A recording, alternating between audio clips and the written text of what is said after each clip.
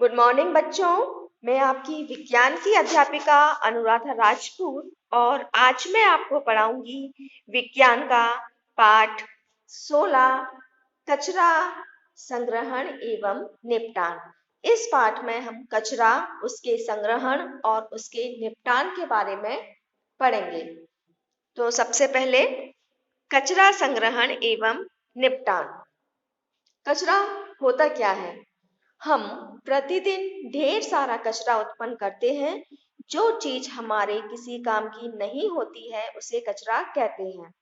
घर से निकले हुए अपशिष्ट या कूड़े कचरे में सब्जियों और फलों के छिलके, बचा हुआ भोजन, कागज, प्लास्टिक और कई अन्य पदार्थ होते हैं।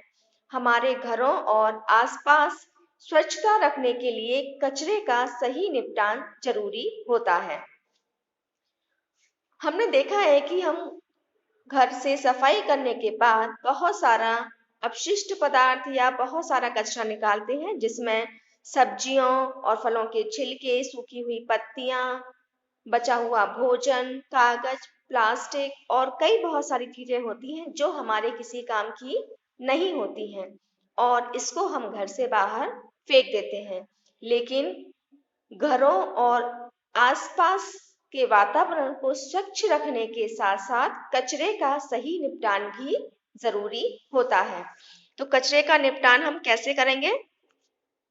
हम अक्सर सड़क के किनारे रखे कूड़ेदान में कचरा डालते हैं। कुछ शहरों में सफाई कर्मचारी हर घर से कचरा इकट्ठा करते हैं। उसके बाद सफाई कर्मचारी उस कचरे को किसी ढलाव पर डाल देते हैं। कचरे के ढलाव से नगर पालिका का ट्रक कचरा उठाकर ले जाता है और इस कचरे को भराव स्थल पर पहुंचा दिया जाता है। भराव स्थल अक्सर रिहायशी इलाके से दूर बनाए जाते हैं। ज्यादातर हमने देखा है कि सड़क के किनारे कूड़ेदान रखे जाते हैं नगर निगम की तरफ से।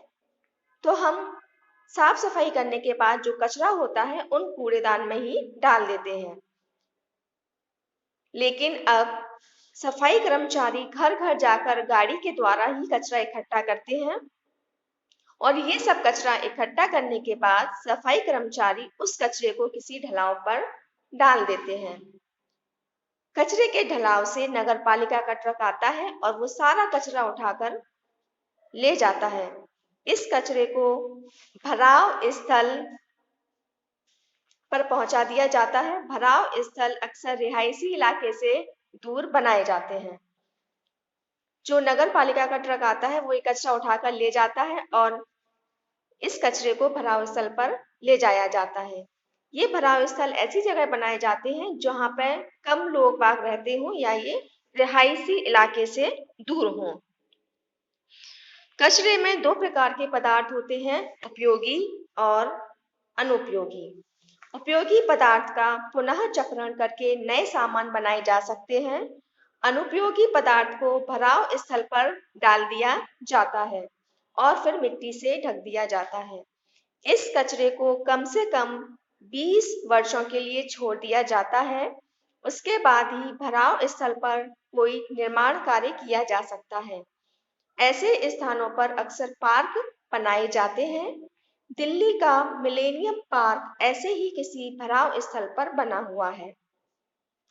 जो कचरा हम निकालते हैं उसमें दो तरह के पदार्थ होते हैं, एक होता है उपयोगी पदार्थ और दूसरा अनुपयोगी पदार्थ।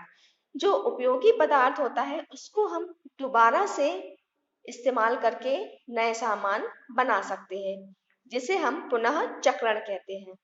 और जो अनुपयोगी पदार्थ होता है उसको भराव स्थल पर डाल दिया जाता है और फिर उसको मिट्टी से ढक देते हैं।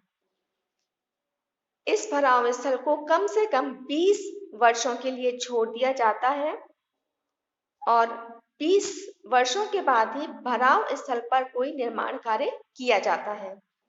ऐसे स्थानों पर अक्सर पार्क बनाए जाते हैं। दिल्ली का मिलेनियम पार्क ऐसे ही भराव स्थल पर बना हुआ है। अब हम पढ़ेंगे कंपोस्ट। कंपोस्ट क्या होता है?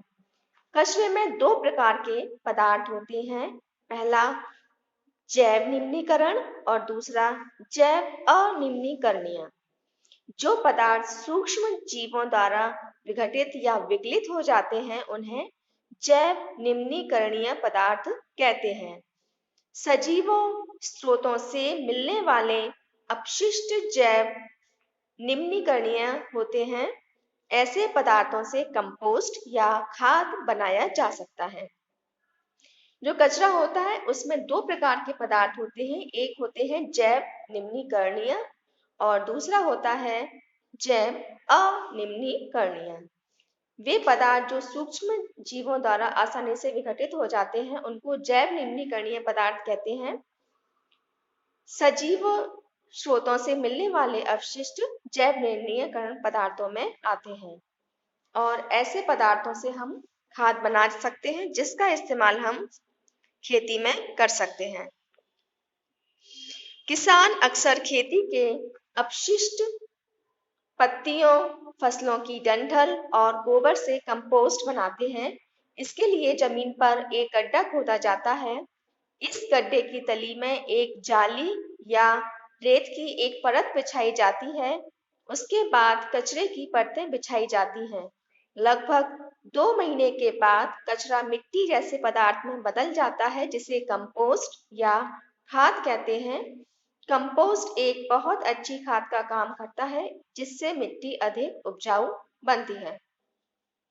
जो किसान होते हैं खेती के बाद जो अपशिष्ट बचते हैं जैसे पत्तियां, फसलों की डंठल और गोबर, उससे कंपोस्ट बना लेते हैं। कंपोस्ट बनाने के लिए जमीन में एक गड्ढा खोदते हैं और गड्ढे की तली में हम रेत या जाली की परत बिछाते हैं और इसके बाद कचरे की परतें बिछा देते हैं और 2 महीने के लिए इसको ऐसा ही छोड़ दिया जाता है। 2 महीने बाद जो कचरा होता है वो मिट्टी जैसे पदार्थ में बदल जाता है जिसे हम कंपोस्ट कहते हैं। यह एक बहुत अच्छी प्राकृतिक खाद होती है जिससे पर्यावरण को भी कोई नुकसान नहीं होता है और यह मिट्टी को उपजाऊ बनाती है। वर्मी कंपोस्ट या क्रमिक कंपोस्ट। लाल केंचुए कंपोस्ट बनाने की प्रक्रिया को तेज कर देते हैं। जब केंचुओं की सहायता से कंपोस्ट बनता है तो इसे वर्मी कंपोस्ट कहते हैं। जब हम कंपोस्ट बनाते हैं तो अगर इसमें लाल केंचुए मिलाए जाएं तो कंपोस्ट बनने की या खाद बनने की जो क्रिया होती है वो बहुत ज़्यादा तेज हो जाती है और जो खाद होती है वो उपजाऊ होती है। तो इस प्रकार बनी हुई खाद को हम वर्मी कंपोस्ट या क्रमिक कंपोस्ट कहते हैं। इसलिए केंचुओं को किसानों का दोस्त भी कहा जाता है। अब हम पढ़ेंगे कचरा कम करने के तरीके कि हम कचरे को कम कैसे कर सकते हैं। कचरा कम करने के लिए हम कुछ कदम उठा सकते हैं। इसके लिए हमें 3R के सिद्धांत का पालन करना होगा। इसका मतलब है कम उपयोग, पुनः उपयोग और पुनः चक्रण, यानी कि रिड्यूस, रीयूज और रिसाइकल। कम उपयोग यानी रिड्यूस। हम अक्सर बहुत सारी चीजें खरीदते हैं जिनका बहुत कम इस्तेमाल करते हैं। कई बार हम ऐसी चीजें भी खरीदते हैं जिसकी कोई जरूरत ना हो। इन बातों पर ध्यान देकर हम चीजों के उपयोग को कम कर सकते हैं। मतलब जिन चीजों का बहुत ज्यादा उपयोग हम नहीं करते हैं या जो बहुत ज्यादा जरूरी ना हो, ऐसी चीजों को हमें नहीं खरीदना चाहिए। दूसरा है पुनः उपयोग, यानी कि रीयूज। कई पुराने सामानों का हम फिर से उपयोग कर सकते हैं। जैसे पुराने अखबार से हम किताबों पर जिल्द या कवर चढ़ा सकते हैं।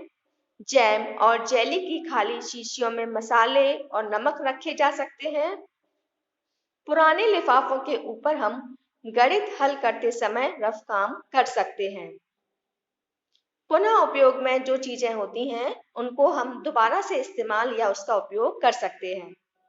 जैसे हमारे घर में बहुत सारा सामान शीशियों या बोतलों में आता है। इन शीशियों और बोतलों को हम दोबारा से साफ करके उसमें मसाले या दूसरी अन्य चीजें भर के इस्तेमाल कर सकते हैं। तीसरा है आपका पुनः चक्रण, यानी कि रिसाइकल। कई चीजों के पुनः चक्रण से नए सामान बनाए जा सकते हैं। कांच, अखबार, एल्यूमीनियम आदि का पुनः चक्रण किया जा सकता है। कुछ खास तरह के प्लास्टिक का भी पुनः चक्रण किया जा सकता है। पुनः चक्रण में हम क्या करते हैं कि जो सामान होता है उसको हम रिसाइकल या दोबारा से उसको नए रूप में इस्तेमाल करते हैं। जैसे हम पेपर या अखबार होते हैं उसको पुनः चक्रित कर सकते हैं और दूसरा नया पेपर बना सकते हैं। अब हम पढ़ेंगे इस पाठ के प्रश्न और उत्तर। सबसे पहला प्रश्न है, लाल केंचुए किस प्रकार के कचरे को कंपोस्ट में परिवर्तित नहीं करते हैं? तो जैसा हमने पढ़ा था पहले कि लाल केंचुए जैव अनिम्नीकरणीय पदार्थ को कंपोस्ट में परिवर्तित नहीं करते हैं, यानी कि लाल केंचुए सिर्फ जैव निम्नीकरणीय पदार्थ को ही कंपोस्ट में बदलते हैं। क्या आपने अपने कंपोस्ट गड्ढे में लाल केंचुओं के अतिरिक्त किसी अन्य जीव को भी देखा है? यदि हाँ, तो उसका नाम जानने का प्रयास कीजिए, उसका चित्र भी बनाइए। उत्तर, कंपोस्ट गड्ढे में लाल केंचुओं के अतिरिक्त स्नेल, जिसे हम घोंघा कहते हैं, और अन्य जीव भी हो सकते हैं जैसे चींटियां आदि। प्रश्न नंबर 2, चर्चा कीजिए। क्या कचरे का निपटान केवल सरकार का ही उत्तरदायित्व है?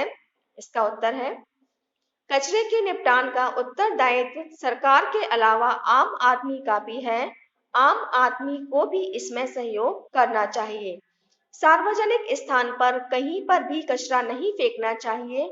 जब भी कूड़ा फेंकें तो कूड़ेदान में ही फेंकें। आम आदमी और सरकार दोनों के सहयोग से ही सही मायने में स्वच्छता को बनाए रखा जा सकता है। मतलब कचरे का जो निपटान है वो सिर्फ सरकार का ही काम नहीं है, इसके लिए हमें भी सहयोग करना चाहिए। आम आदमी और सरकार सब मिलजुल कर ही कचरे का सही तरीके से निपटान कर सकते हैं और देश को स्वच्छ बना सकते हैं। क्या कचरे के निपटान से संबंधित समस्याओं को कम करना संभव है? सतर्कता बरतने पर कचरे के निपटान से संबंधित समस्याओं को कम करना संभव हो सकता है।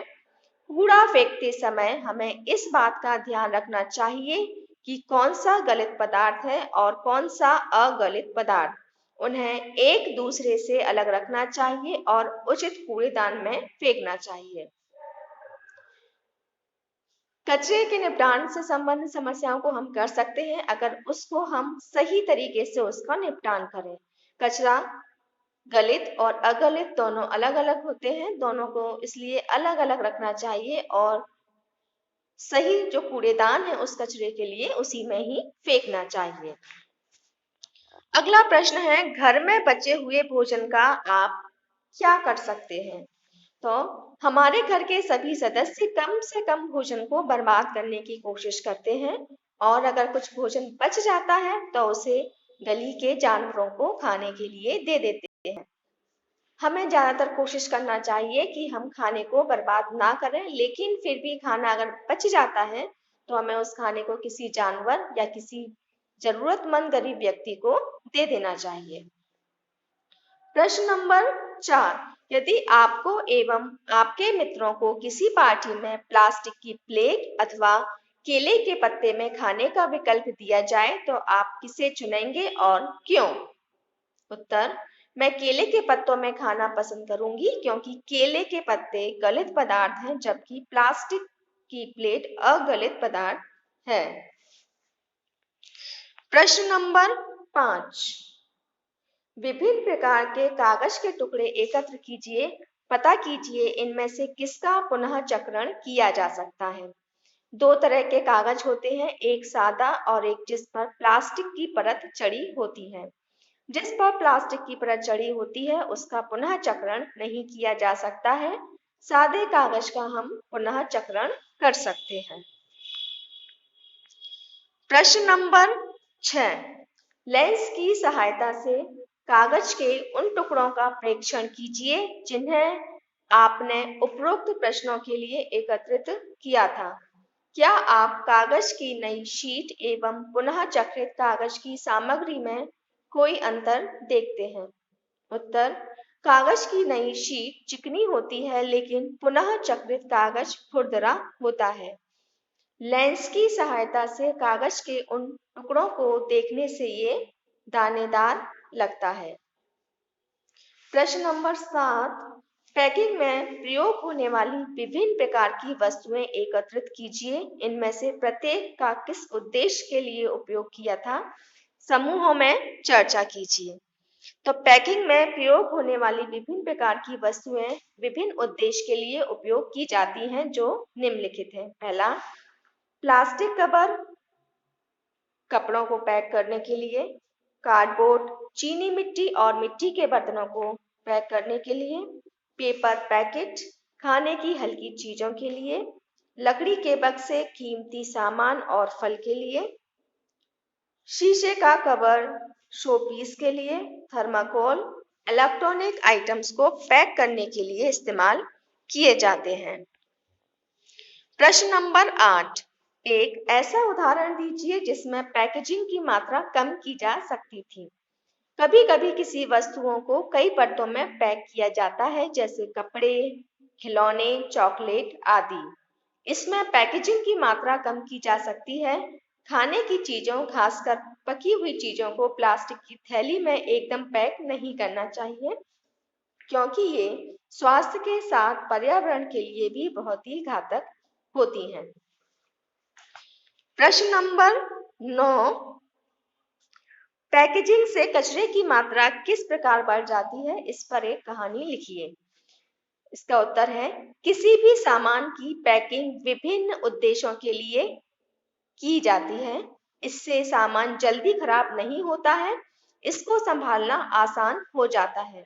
कभी कभी किसी सामान को आकर्षक बनाने के लिए भी इसे पैक किया जाता है, जैसे किसी को जन्मदिन का तोहफा देने से पहले हम उसे पैक करवाते हैं। उसे चमकीली पन्नी या प्लास्टिक की परत चढ़े कागज से लपेटते हैं ताकि यह सुंदर लगे, लेकिन जब लोग इसे खोलते हैं तो इस रैपर को कूड़ेदान में फेंक देते हैं, जबकि इसे हम संभाल कर दूसरे सामान को पैक करने में इस्तेमाल कर सकते हैं। इसके अलावा साथ ही जन्मदिन की पार्टी में इस्तेमाल कोल्ड ड्रिंक्स के कैन, खाने का पेपर, प्लेट, बैलून, रिबन आदि से भी कचरा बढ़ता है।